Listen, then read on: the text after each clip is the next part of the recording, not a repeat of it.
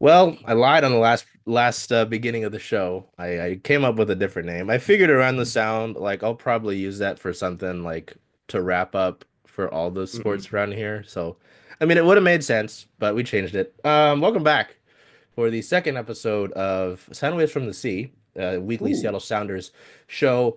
Owen Murray joins me, of course, with his Ducks hat and his Ducks of everything, and course. I know. I'll deal with it. I mean,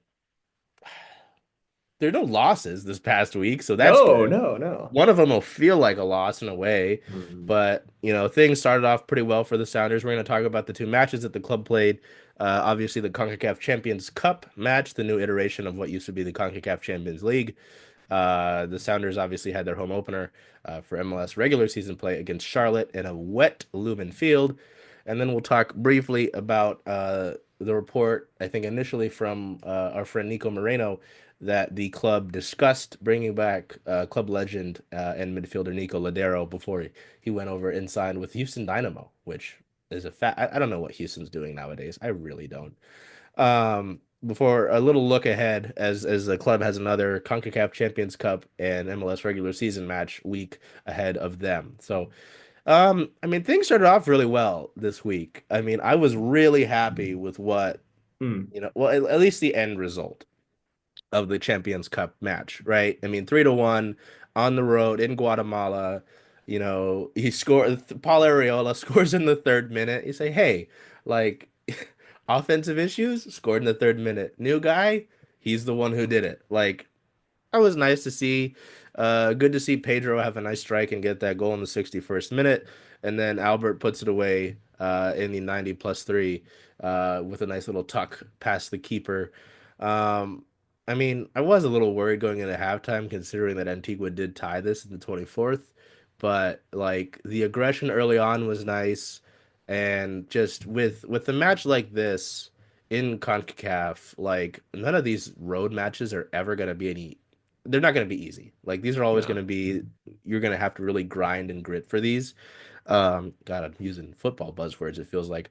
Um, I don't know. What did you think about this one? Because I didn't know how I felt really honestly going into this. Um, Considering it being a CONCACAF road match and I wasn't sure what we were going to see from this new group in this competition, but I mean it was a pretty I don't think they really held any punches in terms of the starters. No, no, pretty decent. Well, Foot Mob is a little weird. Let me look at the actual starters graphic because it has Paul Arriola as your striker and I'm like, I don't think that's what happened. Sounds about right. I don't know. What did you think from this CONCACAF Champions Cup match and ultimately the 3-1 result? Because I know there were some folks who weren't too happy about what happened within Mm. uh, the first and the final whistle, but I mean to get that result on its own is just really really big. Yeah, I mean, I kind of want to talk about something that I think applies to a lot of this week, and I've been thinking about it a lot lately, which is championship pedigree. Mm. Um, that we talk about this team as a team that like understands how to win, and we talked about this on the first episode. Like it's a move that when you bring back a guy like Kim Ki-hee, or when you talk about bringing a guy like Ladero back, and or who these guys have, um, that like this is a team that knows how to win, and this is a team that you trust to kind of pull it out when it needs to happen, and like to lock in when it's crunch time. I think it did show up in this game. You know, that 93rd whatever minute goal shows that they were really pushing towards the end there, and that's going to be, I think, a really important goal here in the context of this two-leg tie, because now it means that Antigua is really going to have to come to Seattle and push. You're going to have to get two goals. Um, and I think it was especially kind of notable because this was like maybe a less Sounders experienced starting lineup. You had a few guys who maybe at least haven't played full seasons for this club. I mean, Ariola's there, but you got guys like Pedro who maybe who obviously weren't here for this club winning trophies. Hmm. And we'll talk a little bit more about that when we talk about the home opener. But I think that's what I saw from this one, is that this looked like a team that has championship pedigree, and that's something good, obviously. Yeah, and like you said, we'll talk about it when we look at the opener, but this one was something that kind of was like, okay, they do mean business. Like there is um like any championship run in any sport, I feel like will have its hiccups, right? But to start off like this and to kind of assert that does feel really nice. Yeah, like you mentioned, I'm looking at the actual starter because again, I saw Foot Mob and they had Paul up there, and I'm like, nope, that's incorrect. Jordan up top, Paul at the left. They had Jesus at like a more of a center attacking mid. Mm. Yeah, Pedro on the right, and that sort of four back lineup, which we didn't, I don't think we saw that as much in the home match. But yeah, I would agree with that. I think that's really big. And with the like we talked about last week, right? You're gonna need to kind of lean on some guys to help bring you through the slog of the summer. And if you do want to get far, like you'll need to have some of those guys who have been in these situations, right, to guide you, you know, because they know how to win a trophy, how to win a title, how to get through the tougher moments. So, yeah, that was really cool to see, and I was really happy to see that because yes, like you said, now Antigua has to come here on Wednesday, and really push. And if you're Seattle, you can game plan around that, which should be fun. Um, Looking into the next one, a few days later here in Seattle, Saturday, February 22nd, under the rain, home opener. Uh, to cite Nico Moreno again, uh, just in the beginning, I was a little worried about the attendance, just Mm. seeing Okay. how I'm it interested to hear about seemed this. a little, it seemed light. I understand it's raining, like it's a Saturday night in Seattle, like there's all the traffic stuff. I saw the light rail, like light rail's packed, bringing people up, but it did fill in. It did fill in. I was a bit worried about that because I know that was a storyline like last year, right? And even the last few years. Um, about the attendance and such, but glad to see that it filled in. And it looked pretty decent. I think it was just over 30,000. The Sounders have played with the attendance just over 30,000, it feels like, for the last, yeah, few years. Yeah. Yep. 30,055. Wow. Um, I saw our buddy Michael Martinez pregame, Yeah. right? Yes. Um, because whenever I think of Jordan Morris, I think of him. Those two are synonymous. Um, Because to his credit, I understand it. And I was thinking about it before I sent the thing for Owen to join. I was like, Jordan Morris isn't a guy anymore that's going to blow by you with his speed. He's not a big power forward who's going to dominate, with ball possession all the time. Um, and I hate to put it this way because it almost sounds like uneducated, but when the guy just scores, like you need results. At the end of the day, I don't care how it happens and how it gets there. Like if every goal you score is somehow an own goal, then I'm kind of like, this is weird. I don't know if you've really got it or if you just like have a rabbit's foot in your pocket for luck. But Jordan Morris just continues to score. He has the brace in this one for Seattle. They got on the board first in the 19th minute, give up one to Malanda in the 35th, going to halftime all tied up. I'm like, oh well. Here we go. And like I think we talked about it last week, right? Charlotte is a Huh. team that is expected to be pretty good. Their star offseason signing Zaha, I don't think he played in this one. I don't think he traveled Nope. at all, right? So, I mean that was I mean, you don't want to see anybody hurt, but I nice want to. to say he was expecting birth of a child from a report I saw. We can Oh, double okay, good, good, good. we, So we can nothing double check that really quick, crazy, but like at the end of the day, right, you get it. Like it was nice to not have to worry about another talented player. Um, and this one, I do want to like I mentioned not being worried uh about this week, and it's because of how this match ended. Seattle, I mean, Jordan Morris scores his second in the 49th minute. You go up 2-1. You'd probably kind of like you did with the Antigua match, you'd like a third goal to bury this one and have a nice, comfortable two-goal lead. I say two-goal lead, but there's the whole thing about how two-goal lead's the easiest thing to blow, right? Um, I feel bad laughing because it's not too funny, but but it's a bit amusing that Seattle gives up this heartbreaker of a goal uh, in 3 minutes into stoppage time, and Charlotte equalizes, and Seattle drops 2 points to open the home opener. I think we're gonna cite Nico Moreno for a third time. Nico shout asked, out. Nico's great. Nico asked Coach Schmetzer post game how you coach like to avoid this being a letdown, right? Because I think on the play Jackson Reagan tried to head the ball and Mm. stop. it coming further into their own half, and it did not go well. Ended up going towards the goal, and Yamar went to stick his leg out to help stop the ball going right through the goal mouth, and went right in past Stephen Fry. I think there would have been a defender if he had let the ball go, but you don't usually let that happen. No. Um, I guess two-parter. How did you feel about this match before that happened?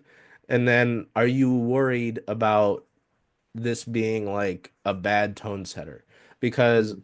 I'll give you my th I'm not worried about it. Like those Jackson Reagan and Yamar, while Jackson's a younger guy, they're guys who have been through it. They've been through mistakes and give ups, right? I think we talked about it last week. Defensively, they've been a really good club for years outside of every once in a while having a hiccup, right? Like I'm sure they'll be able to move by it.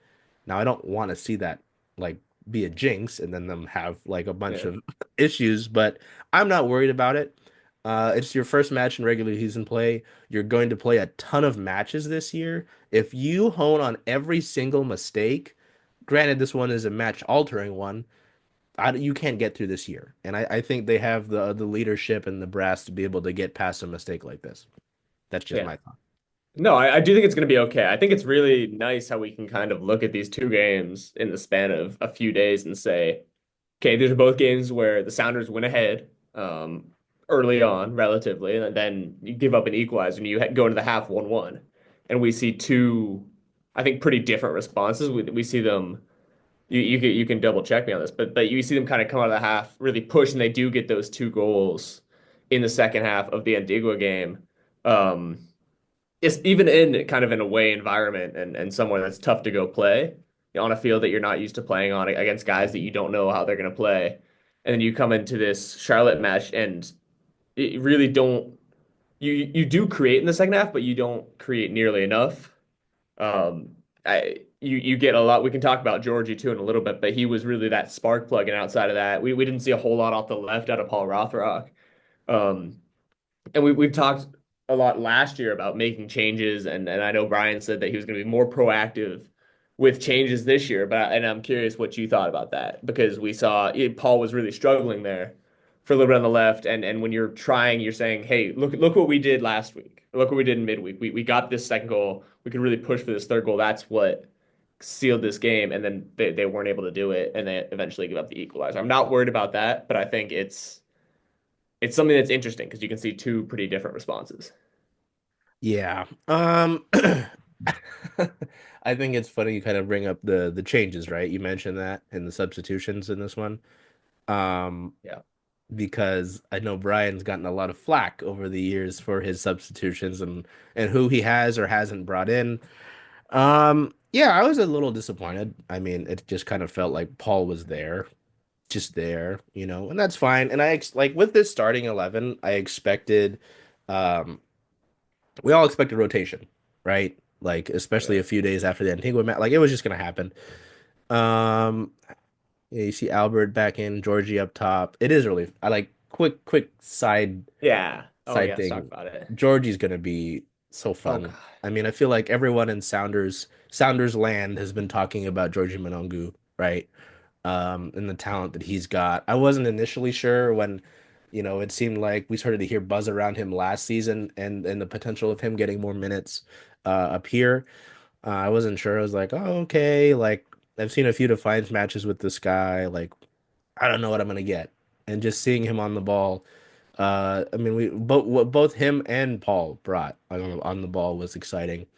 Yeah, Uh, I think that's just like credit too to like what this team can develop because I mean, how many mhm. MLS teams, go into the Eredivisie or somewhere in South America and would kill for a early 20s winger like Georgie Manungu and the Sounders have him out of the Defiance and they've been able to really work with him and he trusts them and they just did that all in house. I think Yeah. that's a huge amount of credit for guys like Paul too that they're able to do that here and it's just such a blessing for them. Oh yeah. And I mean, like that'll be such a big thing as the club. Like obviously we talked about the additions, the outside additions this past year, but if you really are able to get jumps from guys like Georgie and Paul, um, that that really helps your championship chances as well, right? So, I mean, I don't know. I feel like this is a tough one. Like at least substitution wise, I thought they made sense. Like bringing in Paul Areola for Paul Rothrock. I'm like, yeah. I Yeah. mean, this is a guy Yeah. that contributed. His versatility a bit big. Like he played the sort of position that Paul was playing in this match, in the Antigua match. Um, Jesus Ferreira, yeah. I don't. Did he? I think he had a contribution in the Antigua match, if I'm correct. I I, think he had I, the assist on the on the Areola Areola. goal. Yeah. Okay. So yeah, I mean, I don't see too many issues. Like they make sense to me. What I'm seeing in this one makes sense, like changes wise, especially in the 87th minute when you put in Pedro for Albert. Like you bring a guy in like Pedro who should be, like we talked about last week, a potential game breaker. You bring him in the last what 13 minutes. Like ideally, having his legs fresh should be big for this club, right? To help kill some minutes or Hmm. dominate possession, so on and so forth. I don't know. Like I'm not super mad at it. You dominated shots, you dominated expected goals, you dominated big chances. Like I think you did a lot of things right, and a good team found a way to. No, I don't know if I want to say that. I don't know if Charlotte's a good team. I didn't like what I saw. Georgie just boat raced Tim Ream there on the left Yeah, for that about 65, 70 minutes. There was nothing Tim Ream could do. that is a Which fascinating was sentence. unfortunate to see. Yeah, I don't. I don't think that Charlotte's a good team and they didn't have their best player. So I think it's very disappointing to drop points here. Yeah, yeah, I don't know. I'll give maybe Charlotte a little more credit than that, but I would agree that this is like, with how it ended, is a kick in the teeth. And Kalina's It a great can, goalkeeper. yeah. That's a huge advantage for It them. can be a kick in the teeth, but also I'm not worried about how it'll affect you going forward. I think both Fair. things can be true. Um, so yeah, I mean it was definitely. I mean there were similar situations as you kind of talked about in both of these matches, right? Like trying to get more an add on here and feel more comfortable in the final result. Just didn't work in the second one. I mean, so yeah, that's tough, but I don't know. I'm just not ready to like freak out too much about. Oh, no, absolutely not. Oh no, I think more of like, and I know as a person in the sports media industry, right? You can't take too much stock into how much fans freak out, but I'm like I know this will be a big thing, like with how that ended. Oh, you're seventh in the this the mighty San Jose Earthquakes are on the top of the Western Conference. Hey. It's like whatever, stop the count. Like Not the the Quakes might be good this year. It's just like sneaky suspicion. That's a cool front too, and I think Christian Espinoza is a good player. San Diego FC #3. Championship pedigree, by the way. Oh Proves my the reality. God. We'll keep talking about it. We'll keep talking about it. It matters. It We really will does talk about matter. it throughout the year. We will like legitimately that will be something that comes up throughout the year. So you want to talk about a guy with some championship pedigree here? Hey, Charles. Hey, Jen. Hey. So where are you going to watch all of the Sounder away games this year? Away games for the Sounders. Well, since Rough and Tumble is the home of Circling Seattle Sports, I was thinking of coming here if that's okay with you. I think that's a great idea. Go Sounders. Hope we see you all here.